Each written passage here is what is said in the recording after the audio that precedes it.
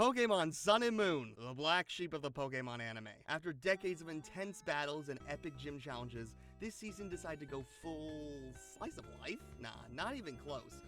Pokémon Sun and Moon was an interesting series. It was by far one of the most experimental series in the franchise at the time, and that's due to a huge part thanks to the main series games changing up the formula from your standard gym battles to island trials, and the Pokémon League being a brand new thing in this region. And I have to say, I kind of like it.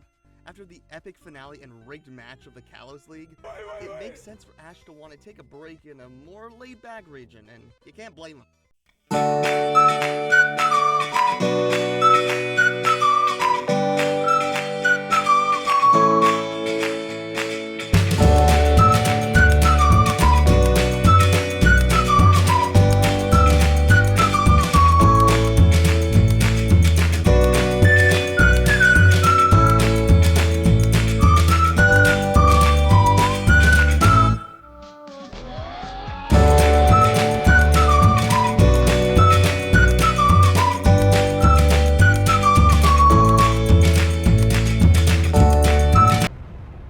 So, as we all know, the Pokemon anime is a series that tries to stay narrative-focused on its main characters, and their goals are subtle comedic moments sprinkled through.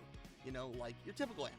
Well, after all these years, why the sudden change in writing and tone of the show? The answer to that is very simple. CCC. Company Competitive Competition. With Pokemon being one of the highest grossing franchises in the world, of course, there would be other competitors trying to make their own games or anime similar to Pokemon. Surprisingly, there was one that was pretty dang close. Yes, I know Power World exists, but I'm talking anime and game-wise, and Power World is only a game right now. Enter Yokai Watch, aka the Pokemon rival, aka the Pokemon Destroyer, aka the Pokemon Dethroner. You get the point. Made by the studio Level 5, the same studio that made Ni no Kuni. Ni no Kuni. Alright, that one game with the Studio Ghibli-esque art style and released a crypto mobile game. That's a rant for another day. The point is, Yokai Watch was made by a studio that is experienced with making RPGs and monster catcher-like games, so they were in good hands for the most part. Honestly, I would take Level 5 over Game Freak any day. At least they released their games polished, unlike some people. Yokai Watch released, and to many surprise who thought it would be another forgotten Pokemon-like game, it quickly proved all the haters wrong. It became a huge success, dare I say, Yokai fever. Everyone's talking about Yokai Watch this and Yokai Watch that. It still feels like a dream that yokai were the monsters people were talking about instead of Pokemon. So, naturally, with enough popularity, it would get a new anime series, and the anime did relatively well, getting top 85th show on its premiere in places like the US, where there are like a million different shows. When the Yokai anime first aired in Japan, it began surpassing the Pokemon anime, and what was airing at the time? Yes! Pokemon X and Y, and I know I am shocked too, but the numbers don't lie. So from a business standpoint, making the next Pokemon series more like Yokai Watch was the smart call marketing-wise, as much as I hate to admit it. In 2014, Yokai Watch became a phenomenon in Japan. The anime was lighthearted, full of fun monster designs, and most importantly, it was a slice of life. Instead of catching monsters for battles, Nate, the protagonist of this series, would encounter different yokai, each episode causing mischief in his daily life. Meanwhile, Pokemon was still using the same battle-heavy formula. So when Yokai Watch started outselling Pokemon in Japan, in 2016, Pokemon Sun and Moon debuted. And everything changed. Forever! The Sun and Moon anime ditched the traveling adventure and went full-on school setting, which is exactly what made Yokai Watch stand out from the Pokemon anime.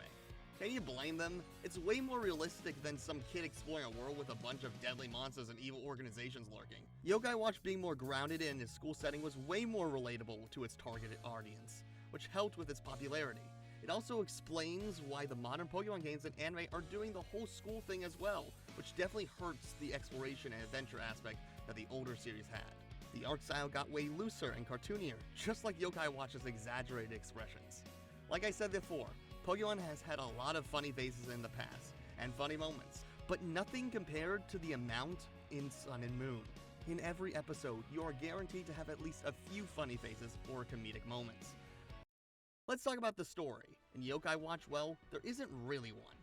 At least in the first series. Disclaimer, I am no Yokai Watch lore expert, just my basic idea from watching the series. So basically, Nate finds a Whisper in a gacha machine and goes around defeating and befriending different yokai. And in the third season, lore starts to happen.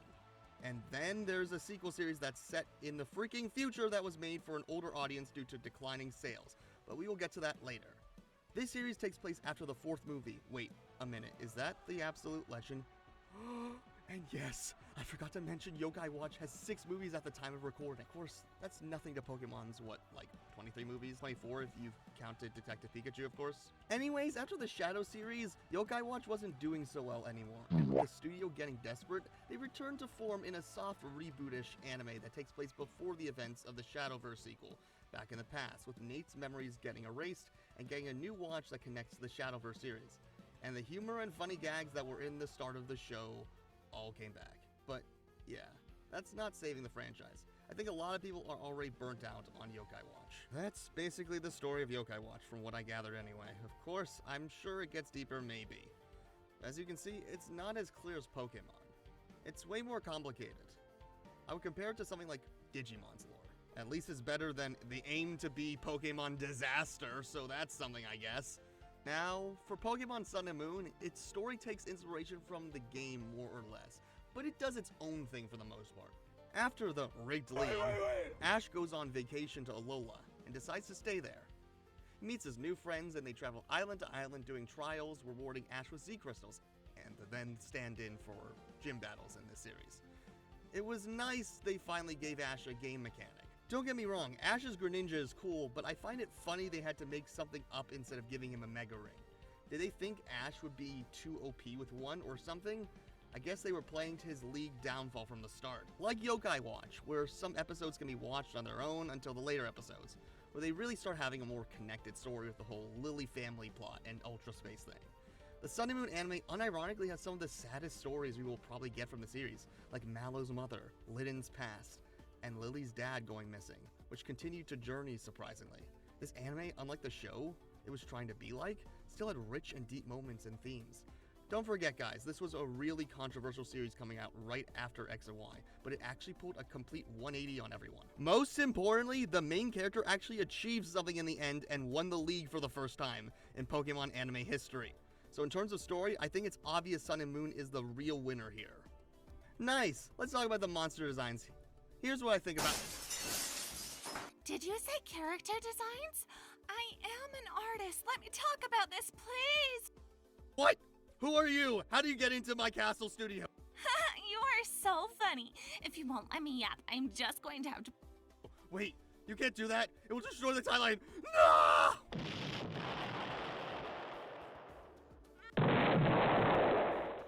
Oops. Well, now that he's gone, I'll take over from here.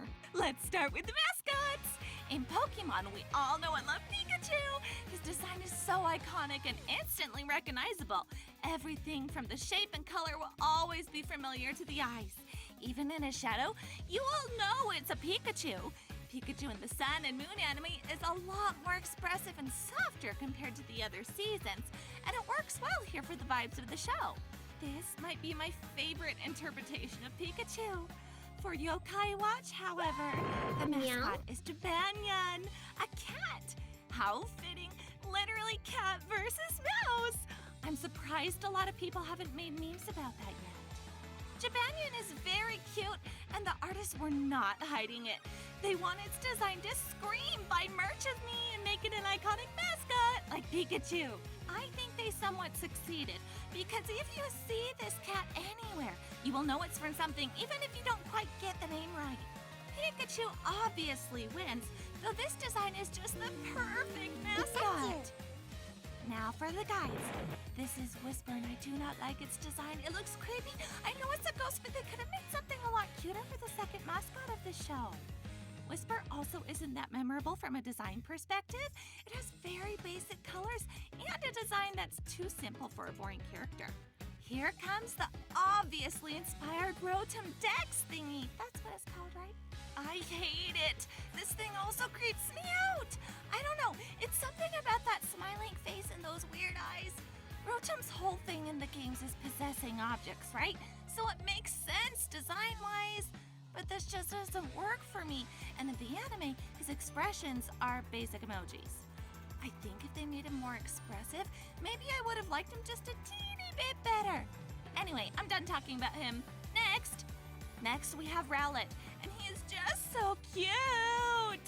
Oh, my gerbil! I love this little owl. His design is perfect. I'm so glad he never evolved. Who needs an owl with a bow when you have an owl that can cosplay as one? The anime animated Rowlet so well and made him so expressive.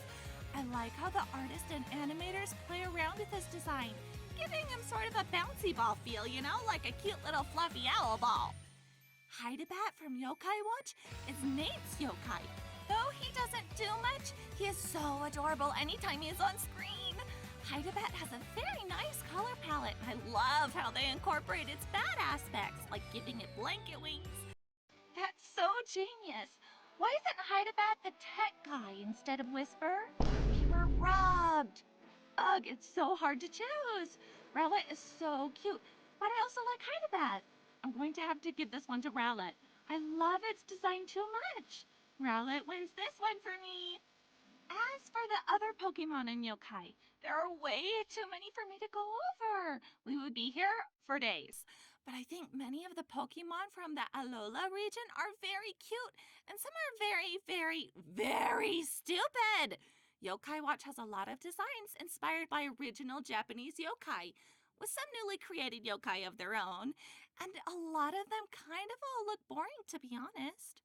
They either all have the same face or just basic shapes and simple structures compared to Pokemon's more complex designs. So if I had to choose, it would be the Pokemon from the Alolan region that wins in terms of monster designs. Alright, I'm tired now. You can take it from here. Wow! Thank you, super talented, knowledgeable artist that blew up my studio, for your artistic input. Looks like we can talk about the characters themselves now. Alright, looking at Yokai Watch, we have Nate, the most boring and uninspired main character you will ever meet in a monster catcher anime. Nate's whole thing is being average, and oh boy, is he boring. I get that's the point, but how could they expect viewers to want to watch a show with an uninteresting main character? Well, the answer to that question is the yokai. They gave all the personality and focus to the yokai, which is definitely an interesting choice. But hey, it ended up working out for them for a while. Foreshadowing. So Jibanyan, the Pikachu of the franchise, as you would expect, does cute silly things and is the yokai that gets the most fights, like a certain yellow mouse. I was flabbergasted at his backstory. It was actually pretty sad. Well, when they actually took it seriously for a few minutes before turning it into the series' longest running gag, looks like you're not beating Pikachu's backstory and one of the best things to come out from Journey. Yeah, you would think they would give Jibanyan something more epic or cool like Pikachu's Thunderbolt, but it's literally just punching cat paws, which is cute, don't get me wrong, but can get annoying real quick when it's literally the only move Jibanyan uses in most of the episodes. Thunderbolt is just too iconic to replace. No way, is that a Pokeball? Whisper's introduction is actually really well done. It's very ominous and mysterious, leading into the eerie yokaism. Is that a word? I wish the series would lead more into the mystery factor. I need more Whisper lore. Dang it. Why was he trapped in that castle for 190 years? He's the guide on all things yokai and has Amazon Prime subscription. What's not to like? Whisper acts as the voice of reason and comedic relief, not being so good at his job. But his heart is in the right place. Definitely gave me the most laughs out of the show, so they did something right. Besides, not that much else to say about his character. As for the yokai, most of them are pretty one note. Nate defeats or befriends them in their episode, and they are only ever seen again if Nate needs their help for a situation. Nate befriends a lot of yokai and gets a pretty big collection, but it doesn't matter. Not like there's a yokai league or something. How the mighty have not fallen. Sure, he's not as serious as he was in X and Y, but at least he didn't get rebooted with a level 1 Pikachu again.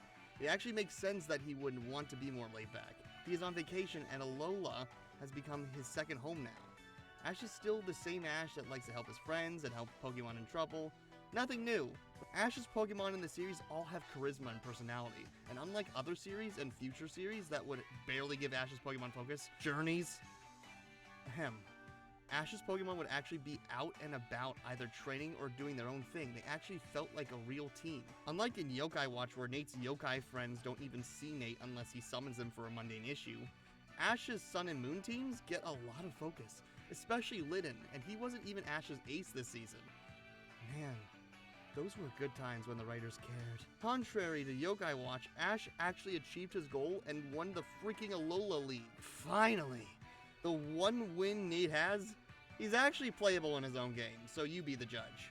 Pikachu in Sun and Moon is pretty much copy and paste from X and Y, and of course he's more expressive and goofier here.